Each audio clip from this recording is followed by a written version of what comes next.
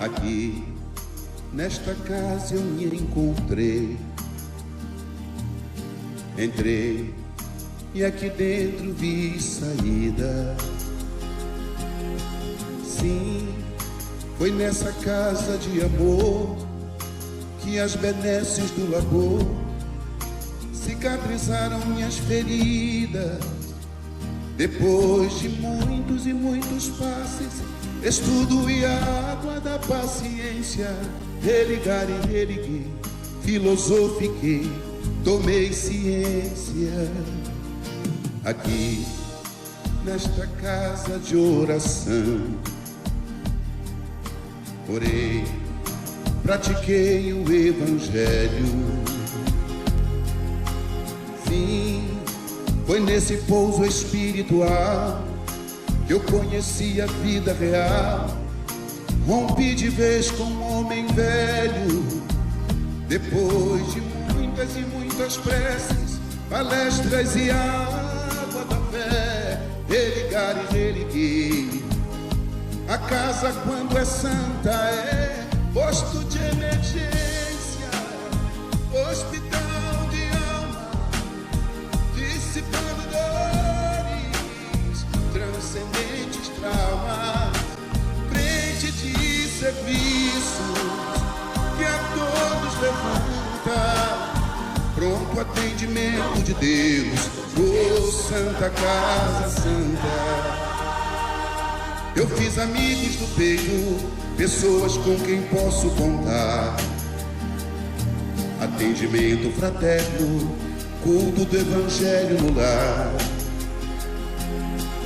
Sim, nessa oficina de Jesus, chorei cantando quanta luz, com as vibrações desse lugar. Depois de muitas e muitas quedas, me fortalecendo na fé, religar e religuei.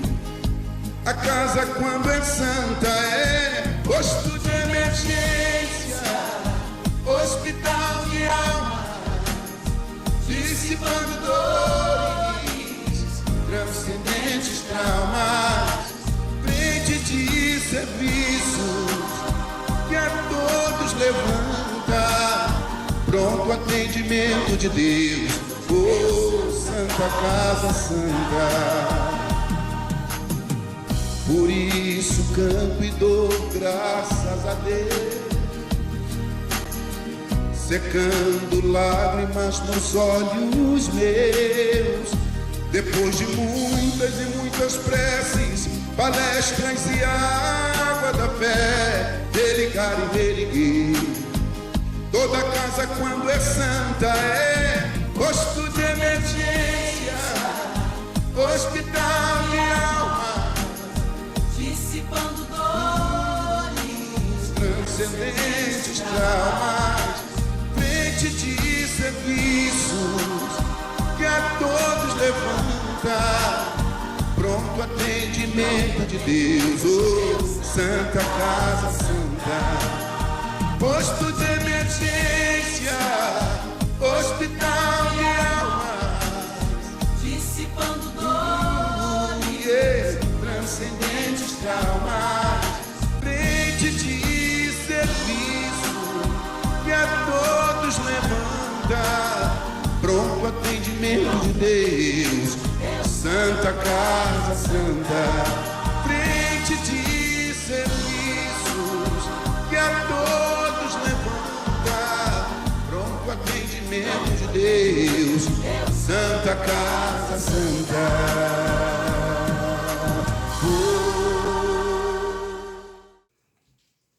Boa noite, queridos irmãos, amigos, companheiros dessa jornada tão bonita, a vida, companheiros desse nosso querido planeta. Mais uma vez aqui nós estamos aqui reunidos junto com Jesus, com nossa Mãe Santíssima e com todos os bons irmãos que sempre nos iluminam a nossa caminhada. Hoje vamos dar continuidade ao trabalho que estamos fazendo durante 6 semanas a respeito do perdão.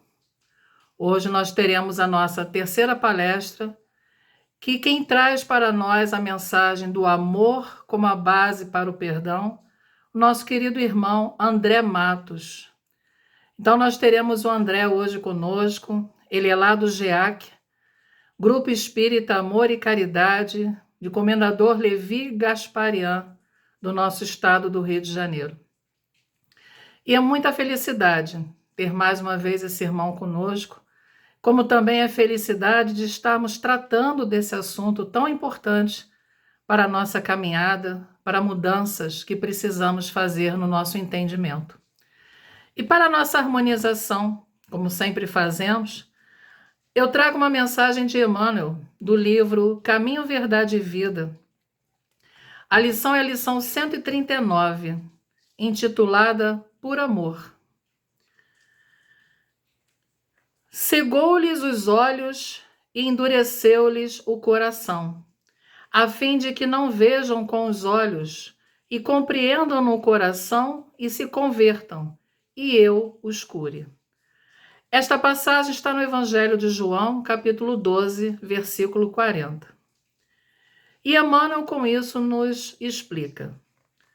Os planos mais humildes da natureza revelam a providência divina em soberana expressão de desvelo e amor. Os lírios não tecem, as aves não guardam provisões e misteriosa força fornece-lhes o necessário. A observação sobre a vida dos animais demonstra os extremos de ternura com que o Pai vela pela criação, desde o princípio. Aqui uma asa, acolá um dente a mais, ali desconhecido poder de defesa. Afirma-se a grande revelação de amor em tudo. No entanto, quando o Pai convoca os filhos à cooperação nas suas obras, eis que muita vez se salientam os ingratos, que convertem os favores recebidos não em deveres nobres e construtivos, mas em novas exigências. Então, faz-se preciso que o coração se lhes endureça cada vez mais, porque fora do equilíbrio encontrarão o sofrimento na restauração indispensável das leis externas desse mesmo amor divino.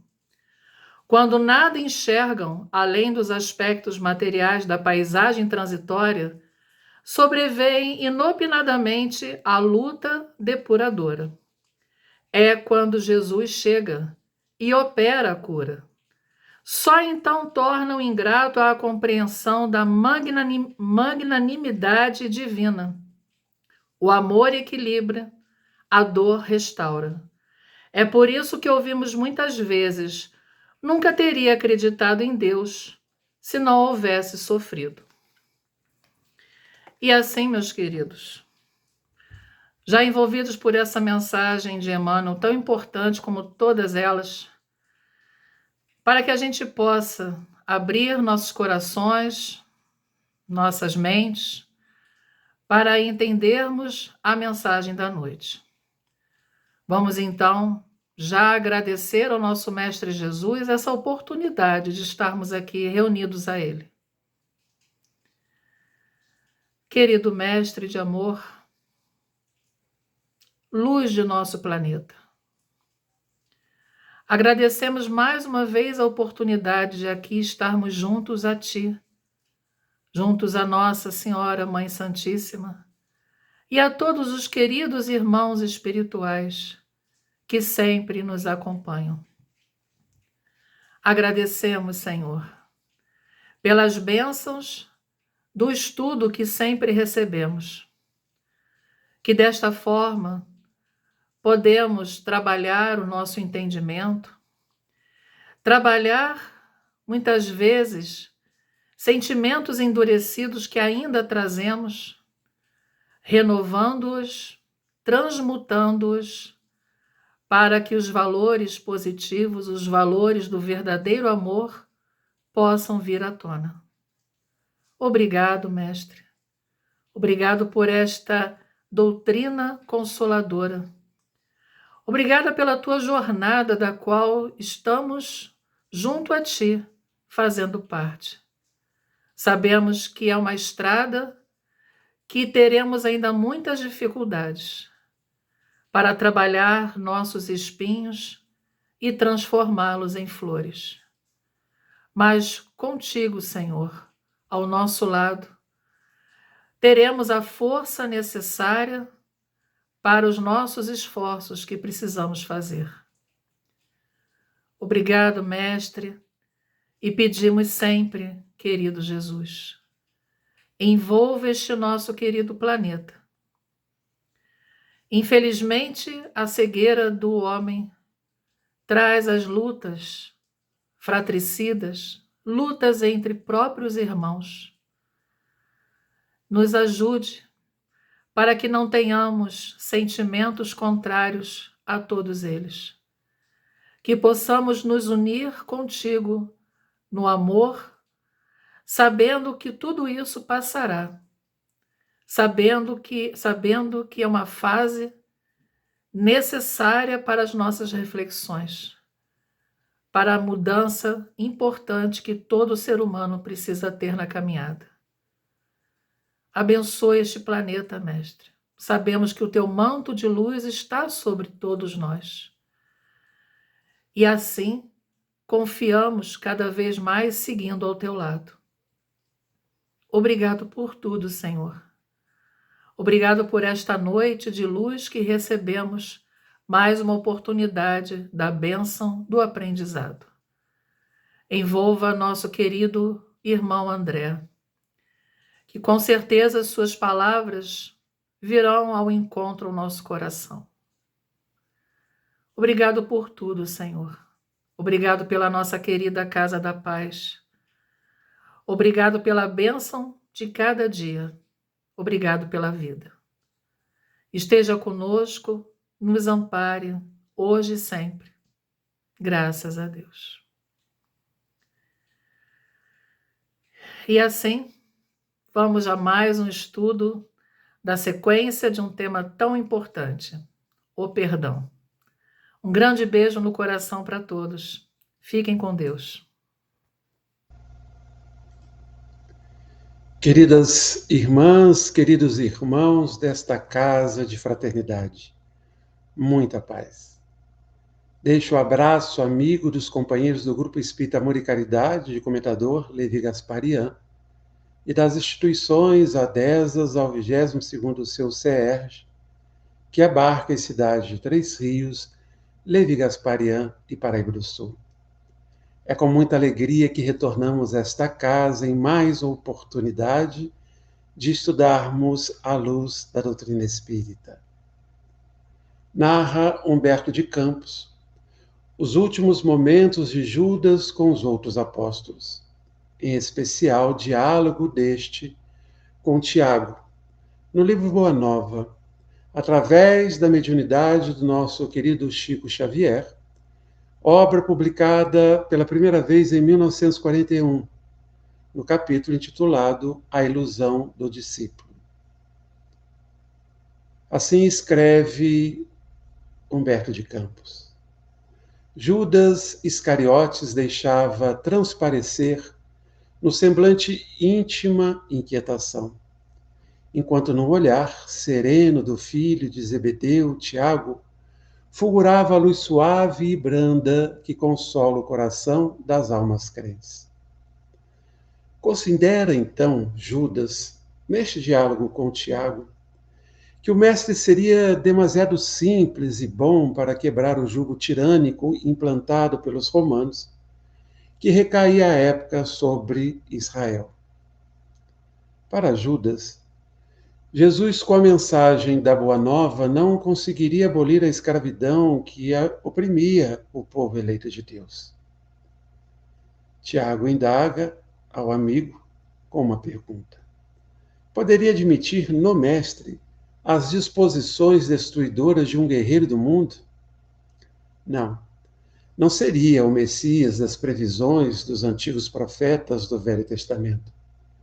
Não era um guerreiro, aquele que ensinou a amar o próximo como a si mesmo, amando a Deus e aos seus inimigos, que indicou a necessidade de perdoar não 7 vezes, mas 70 vezes 7 vezes, que entre tantas parábolas, tratou da misericórdia divina na parábola do filho pródigo. Definitivamente, aquele que afirmava ser com o Pai uma unicidade, e que na terra, irmãos e irmãs, entre os homens, fazia a vontade de Deus, esse não era um guerreiro, nem um homem para as revoluções políticas humanas tão comuns na nossa história. Mas ainda assim, segundo Humberto de Campos, teria Judas afirmado: contudo, tenho a impressão de que o Messias não considera as oportunidades. Ainda hoje, tive a atenção reclamada por doutores da lei, que me fizeram sentir a inutilidade das pregações evangélicas, sempre levadas a efeito entre as pessoas mais ignorantes e desclassificadas. Ora, as reivindicações do nosso povo exigem um condutor enérgico e altivo. Tiago continuou na sua assertiva com Judas, recordando as lições do Mestre. A verdadeira revolução, proposta pelo Cristo, era a edificação do reino de Deus nos corações e nas almas aflitas. E que o seu reino não era deste mundo. Não discordando dos ensinos de Jesus, Judas considerava que é certo que dos lábios divinos do Mestre brotaram a verdade e o amor por toda parte. Mas somente, segundo ele, os leprosos e cegos, pobres e ignorantes, abeiravam-se da sua fonte. Era preciso impor a autoridade de Jesus aos homens que se apegavam ao poder político e religioso de seu tempo. Como infelizmente ainda fazem hoje muitos que se afirmam representantes do Mestre de Deus aqui na Terra. Talvez seja por isso que Jesus afirmou: nem todos que dizem Senhor, Senhor. Terminado o diálogo com Tiago, conta Humberto de Campos que Judas Iscariotes passou a noite tomado de angustiosas inquietações. Não seria melhor apressar o triunfo mundano do cristianismo? Israel não esperava um Messias que tivesse nas mãos todos os poderes? Valendo-se da doutrina do Mestre, poderia tomar para si as rédeas do movimento renovador, enquanto Jesus, na bondade e simplicidade, ficaria entre todos como um símbolo vivo da ideia nova. E completa o autor espiritual do livro Boa Nova, que Judas meditava na execução dos seus sombrios desígnios. E que sombrios desígnios seriam estes? A madrugada o encontrou decidido na embriaguez dos seus sonhos ilusórios, escreve Humberto de Campos. Entregaria o Messias aos homens de poder, em troca da sua nomeação oficial para dirigir as atividades dos companheiros.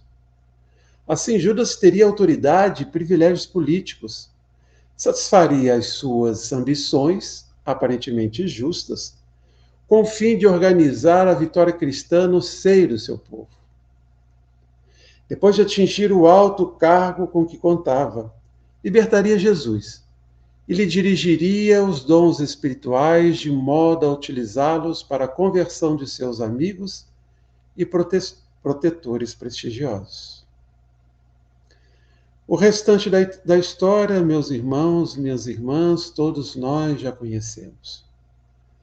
Judas entra para a consciência coletiva da nossa sociedade cristã ocidental como discípulo traidor. Lembrado durante as festas do sábado de Aleluia com a malhação de Judas, simbolizando assim a sua morte.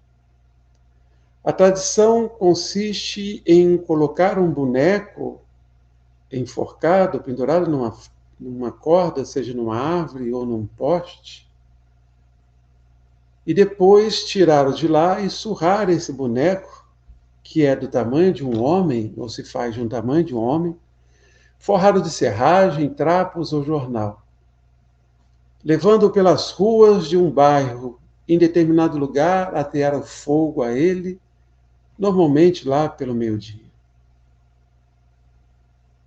Deixando um pouco da obra de Humberto de Campos, vou lembrar aqui aos meus queridos irmãos e irmãs que no final de 2018 foi lançado um filme intitulado Maria de Magdala. Esta obra é uma narrativa da vida de uma das figuras mais enigmáticas e incompreendidas da história da Bíblia, Maria Madalena. O filme é baseado no seu evangelho, considerado apócrifo pela Igreja Católica. E nele encontramos uma mulher que busca uma nova maneira de viver, contrariando as pressões da sociedade de seu tempo, da sua família, e por isso ela era considerada endemoniada. Aborda também o machismo de alguns apóstolos, principalmente Pedro, e um certo desconforto com relação à proximidade de Maria com o Mestre. Aquela jovem pescadora juntou-se a Jesus de Nazaré em sua missão de propagar a Boa Nova. Maria Madalena é uma personagem tão importante quanto misteriosa, descrita de diferentes maneiras ao longo dos séculos. É a apóstola dos apóstolos, a prostituta apedrejada, a atormentada por 7 demônios, a esposa de Jesus ou a irmã de Marta e Lázaro, dependendo da fonte, mas os únicos consensos são sua proximidade com o Filho de Deus e proximidade essa conquistada porque ela realmente entendeu a mensagem do Cristo, a mensagem da Boa Nova. E também o privilégio do testemunho da ressurreição e a ligação de Maria com a aldeia de nome Magdala. Quem não assistiu, procure assistir. Esse filme é uma obra belíssima. Mas assista sem o olhar que foi educado a enxergar esta e outras personagens com uma visão tanto distorcida pela interpretação humana da Boa Nova de todas as épocas. Interpretação dos homens realizada da Boa Nova do Novo Testamento em todas as épocas. Visão essa que ainda está presente, entendo, mesmo nas falas de companheiros encarnados e desencarnados do movimento espírita. Sem dar spoiler, é muito interessante o diálogo no final do filme entre Pedro e Maria, onde nós vamos perceber 2 maneiras diferentes de propor a continuidade do cristianismo. A de Pedro, como ficou na nossa história e chega até nós nos dias de hoje, e de Maria. Maria, em seu discurso, parece-me antecipar a proposta espírita no trato com o próximo e com a interpretação do Evangelho de Jesus. O filme apresenta-nos basicamente 4 personagens principais: Jesus, Maria, Pedro e Judas. Quando assisti pela primeira vez, fiquei me perguntando por que Judas. No filme, ele é o primeiro apóstolo a se aproximar mais intimamente de Maria. Eu li algumas críticas à forma como ele foi apresentado no filme. Um homem que perdera a mulher e a filha num inverno com escassa colheita e alimentação, e o pouco do que tinham foi levado pelos soldados romanos. Elas vieram a falecer de fome. Esse seria então o motivo para que Judas desejasse uma revolução, libertando o povo judeu do domínio de Roma. Diante dos milagres realizados por Cristo, ele imaginava que bastava apenas uma ordem do Mestre para que exército de anjos pudessem descer do céu e fazer a revolução. Mas a sua expectativa maior era que os mortos poderiam, após a revolução e a implantação do reino de Deus na terra, ressuscitar, como vira com Lázaro. Então, ele reencontraria suas amadas esposa e filha. Após a estada do Mestre no templo e o embate com os verdilhões e todos aqueles que exploravam o povo com a venda de animais para o sacrifício, Judas fica decepcionado. Ele não entende por que Jesus não aproveitou aquele momento para iniciar a revolução, para pedir que seus exércitos viessem até a terra. Naquela confusão, fugindo de reações violentas, os apóstolos ficam escondidos. Há no filme uma cena belíssima, onde Judas questiona Jesus por quê. E o mestre lhe direciona o olhar de um pai, como de um pai, para o filho que não entendeu a lição.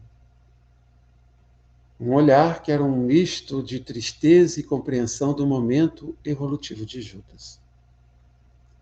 A sequência do filme vai de encontro com o que é descrito no Novo Testamento.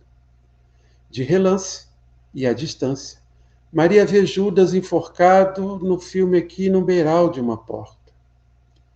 O suicídio foi o caminho escolhido, mas não de um traidor. Apenas de alguém que não compreendeu a mensagem do Mestre, criando falsas expectativas.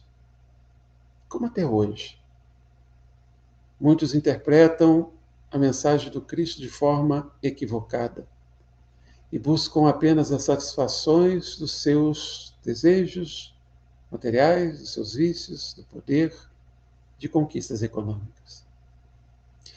O filme nos apresenta um Judas mais humano, merecedor da misericórdia divina e do amor do Cristo, mas que não se fez credor da misericórdia dos homens que se dizem cristãos. Vamos então reencontrar Maria, Jesus e Judas em uma mensagem intitulada Amor e Perdão, que encontramos no livro Coração e Vida, de Maria Dolores, publicado em 1978, também pela psicografia do nosso querido irmão Chico Xavier. E Madalena fora ao túmulo querido, entre pedras de extremo desconforto. Levava flores para o mestre morto. Tinha um peito magoado e enternecido. O sol reaparecia resplandente. A névoa da manhã fundia-se no ar. Na dourada invasão das flamas do nascente, Maria estava ali, unicamente, a fim de estar a sós, recolher-se e chorar. A desfazer-se em pranto, ela arguia. Por quê? Por que, Senhor? Tanta saudade, tanta dor, toda a felicidade que eu sentia jaz aqui sepultada. Transformou-se minha vida em sombra, em nada, no ermo desse pouso derradeiro. Nisso ela viu alguém. Seria um jardineiro, um zelador daquele campo santo, mas tomada de espanto, viu-se à frente do mestre Nazareno, o excelso benfeitor ressuscitado. A envolver-lhe de paz o coração cansado. Ela gritou, Senhor. Ele disse, Maria.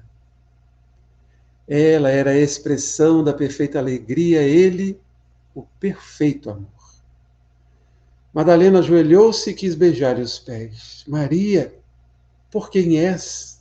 Explicou-se. Não me toques, porquanto não te esperava aqui neste recanto, e ainda não fui ao Pai revestir-me de luz. Maria, surpreendida, indagou em seguida. Senhor, onde estiveste? E em que jardim celeste encontraste o descanso necessário? Que vem de Deus nos dons da paz completa. Perdoa-me, Senhor, a pergunta é discreta. Dói-me, porém, pensar na angústia do Calvário. Revolto-me, padeço, mas não venço a mágoa de lembrar-te o sacrifício imenso. Mas Jesus respondeu, não, Maria, não fui ainda ao alto, nem me levei sequer um palmo à luz do firmamento. Quem ama não consegue achar o céu de um salto. Ao invés de subir aos altos resplendores, desci mas desci muito aos reinos inferiores. Despertando no túmulo, escutei os gritos da aflição de alguém que muito amei e que muito ainda amo. Embora visse além, a luz sempre mais linda, sentia nesse alguém um amado companheiro em crises de tristeza e de loucura. Fui a sombra abismal para a grande procura, e ao reencontrá-lo amargurado e louco, a ponto de não mais me conhecer, demorei-me a afagá-lo e pouco a pouco consegui que ele, enfim, pudesse adormecer.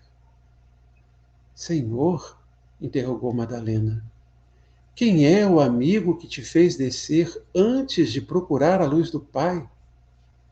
Mas Jesus replicou em voz clara e serena, Maria, um amigo não esquece a dor do outro amigo que cai, antes de me altear a celeste alegria, ao sol do mesmo amor a Deus em que te elevas.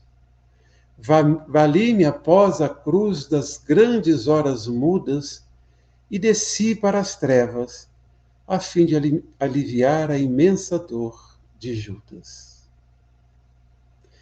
Vimos então, no exemplo do Mestre, que o amor é a base para o perdão, pois sem ele não há compreensão do movimento evolutivo do outro, de suas limitações de entendimento. Sem o amor, queridos irmãos e irmãs, nosso coração, diante do gesto infeliz do outro, se posta magoado. Mas quando o amor é o sentimento primeiro, não nos sentimos ofendidos com gesto nenhum. E quando não nos sentimos ofendidos, não existe necessidade do perdão. Em outra mensagem, Jesus entrega Judas a Maria e passa a Mãe Santíssima a ser aquela que cuida de todos os que buscam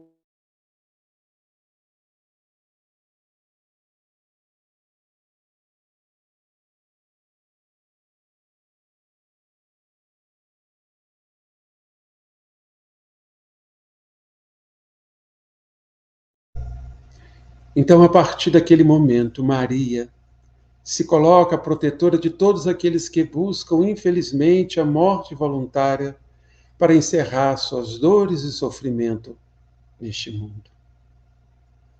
No livro Crônicas de Além Túmulo, também pelo espírito de Humberto de Campos, pela psicografia do nosso querido Francisco Cândido Xavier, esse autor narra o encontro seu com Judas. Em uma mensagem do ano de 1935, publicado em 1937, encontro este que ocorre nas paragens espirituais de Jerusalém. Em determinado momento, irmão X, Humberto de Campos, indaga a Judas. E chegou-se a salvar-se pelo arrependimento? O que lhe respondeu Judas? Não consegui. O remorso é uma força preliminar para os trabalhos reparadores.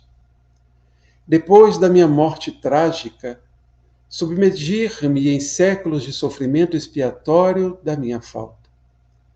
Sofri horrores nas perseguições infligidas em Roma aos adeptos da doutrina de Jesus. E as minhas provas culminaram em uma fogueira inquisitorial, onde, imitando o Mestre, fui traído, vendido e usurpado. Vítima da felonia e da traição, deixei na terra os derradeiros requisitos do meu crime na Europa do século XV. Abro parênteses aqui para dizer que essa citação de Humberto de Campos afirma a encarnação de Judas como Joana d'Arc. Mas continua a narrativa. Desde esse dia, em que me entreguei por amor do Cristo a todos os tormentos e infâmias que me aviltavam com resignação e piedade pelos meus verdugos, fechei o ciclo das minhas dolorosas reencarnações na terra, sentindo na fronte o ósculo de perdão da minha própria consciência. Então, depois de tanto sofrer, de compreender sua escolha, de perceber o amor do Cristo, ele também se perdoa. Esse gesto de evitar a culpa nas nossas inquietações, os nossos equívocos, é prova também de compreensão própria, íntima, das nossas dificuldades. E é a expressão do nosso amor por nós mesmos. Porque quando abandonamos os sentimentos de culpa, vivemos o auto-perdão, e o auto-perdão é o exercício de amor que fazemos primeiro conosco mesmo. E está hoje meditando nos dias que se foram, ali presente em Jerusalém, pergunta Humberto de Campos. O que lhe responde Judas: sim. Estou recapitulando os fatos como se passaram. E agora, irmanado com ele, que se acha no seu luminoso reino das alturas, que ainda não é deste mundo, sinto nessas estradas o sinal dos seus divinos passos. Vejo ainda na cruz entregando a Deus o seu destino. Sinto a clamorosa injustiça dos companheiros que o abandonaram inteiramente. E me vem uma recordação carinhosa das poucas mulheres que o ampararam no doloroso trance. E todas as homenagens a ele prestadas, em todas as homenagens a ele prestadas, eu sou sempre a figura repugnante do traidor. Mas essa fala, essa escrita aqui de Judas, que Humberto de Campos nos apresenta, considera uma situação que o movimento cristão também esqueceu. Jesus foi abandonado por seus companheiros mais íntimos. Pedro o negou 3 vezes.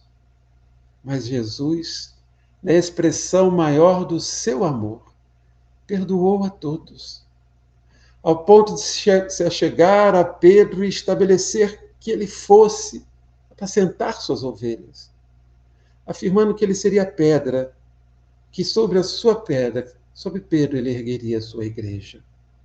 Então vejam que Jesus, na sublime expressão do seu amor, é o maior exemplo de que este sentimento deve estar na base de todo desejo de perdão. Porque sem o amor não há compreensão. Sem a compreensão não há o perdão.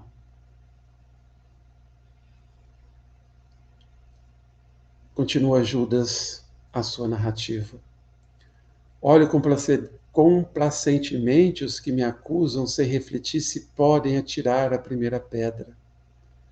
Sobre o meu nome pesa a maldição milenária, como sobre esses sítios cheios de miséria e de infortúnio. Pessoalmente, porém, estou saciado de justiça, porque já fui absolvido pela minha consciência do tribunal dos suplícios redentores. Quanto ao Divino Mestre, continuou Judas com os seus prantos, infinita é a sua misericórdia, e não só para comigo, porque se recebi 30 moedas, vendendo aos seus algozes, há muitos séculos, ele está sendo criminosamente vendido no mundo a grosso e a retalho, por todos os preços em todos os padrões do ouro amiodado. Realidade essa que percebemos tão presente na sociedade, principalmente aqui na nossa sociedade brasileira. É verdade, concluiu então Humberto de Campos. E os novos negociadores do Cristo não se enforcam depois de vendê-lo. Podemos, queridos irmãos e irmãs, definir misericórdia como sentimento de pesar e de caridade, despertado pela infelicidade de outro. Piedade, compaixão e perdão concedido unicamente por bondade, por amor. A história de Judas, narrada por Humberto de Campos, apresentada sobre uma outra ótica, sem lhe tirar a responsabilidade do seu ato, pelo filme Maria de Magdala, e aqui pelas próprias palavras de Judas nesse encontro com Humberto de Campos, é uma história de grande expressão do amor de Deus, de um amor que sempre esteve na base dos seus gestos de perdão para com o próximo. Nós, espíritas, somos aqueles irmãos amados, irmãs amadas, que nos colocamos como os novos discípulos do Cristo, pois temos os seus ensinamentos da Boa Nova descortinada pelos ensinamentos da doutrina espírita. Estávamos lembrando também, no decorrer deste estudo, das reflexões para este encontro, do filme que trata sobre a vida do Divaldo Franco. Aliás, abrindo aqui um outro parênteses, entendo que entre as obras espíritas já apresentadas ao público, a vida do Divaldo Franco é um contínuo aprendizado, uma contínua apresentação dos postulados espíritas. E quem já assistiu o filme sabe que desde a tenra infância, Divaldo era perseguido por um algoz. Este algoz lhe acompanhava por ter reconhecido aquele que, em encarnações passadas, havia-o conduzido à morte voluntária. Há no filme uma série de encontros, principalmente um encontro em que este irmão consegue levar Divaldo, ainda jovem, a buscar a morte voluntária. Impedido foi Divaldo por amigos espirituais. Então, Divaldo Franco consegue iniciar um processo de perdão deste companheiro, que em outra existência ele conduziu à morte voluntária, e Divaldo assume isso, quando ele asseverou de desejo de amar o espírito da mãe do seu algoz, deixada à porta da mansão do caminho. E aí nós temos um diálogo sublime, onde Divaldo diz que iria se esforçar muito para amar aquela criança, como forma também de aprender a amar aquele algoz. E aquele irmão, envolvido pela emoção de ver a sua mãe encarnada, e da proposta de Divaldo de cuidar daquele espírito tão querido, amando-a como se fosse uma própria filha, ele naquele instante abandona pelo menos a proposta de continuar com seu processo de obsessão. Num primeiro momento, ele diz que ainda não consegue perdoar Divaldo Franco, mas que iria se esforçar para tanto. Um dia, com certeza, esse irmão encontrará em seu caminho as oportunidades várias de construir o amor como expressão maior de suas atitudes. Estamos aqui encarnados, irmãs e irmãos, com o propósito de construir em nossa consciência, de fazer em nossa consciência uma revolução. A revolução espiritual que estará implantando o reino de Deus em nossos corações.